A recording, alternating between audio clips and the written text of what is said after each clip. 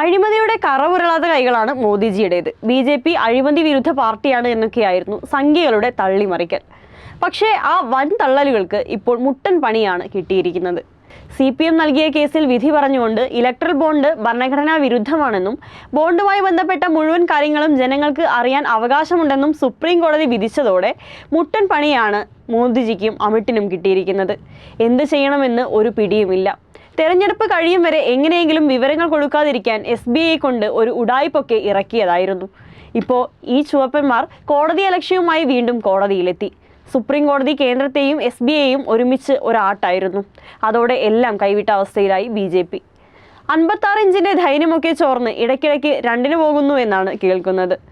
രാജ്യം കണ്ട ഏറ്റവും വലിയ അഴിമതിയാണ് ഇലക്ട്രൽ ബോണ്ടിലൂടെ നടന്നതെന്ന് കണക്കുകൾ ഒന്നൊന്നായി പുറത്തു വരികയാണ്. ചുരുക്കി പറഞ്ഞാൽ രാജ്യത്തെ മുടിപ്പിച്ചുകൊണ്ടിരിക്കുന്നു.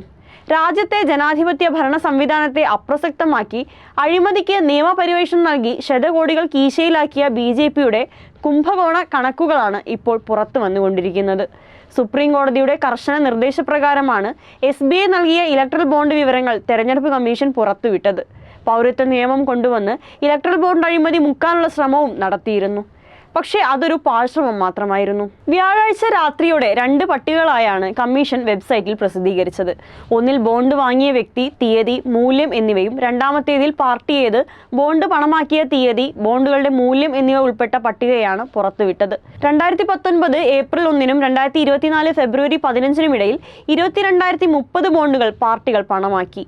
BJP, Congress, Trinamool Congress, BJD, DMK, BRS, YSRP, TDP, Shiv Sena തുടങ്ങിയ പാർട്ടികളാണ് പട്ടികയിലുള്ളത്. ഏറ്റവും കൂടുതൽ പണം ലഭിച്ചത് BJPക്കാണ്. 6,060 കോടിയാണ് ലഭിച്ചത്. ലോട്ടറി ഭീമൻ സാന്റിയാഗോ മാർട്ടിൻ്റെ future gaming and hotel services കമ്പനിയാണ് ഏറ്റവും അധികം പണം ബോണ്ടുകൾ വഴി പാർട്ടികൾക്ക് നൽകിയത്. അതായത് 1,368 കോടി രൂപ.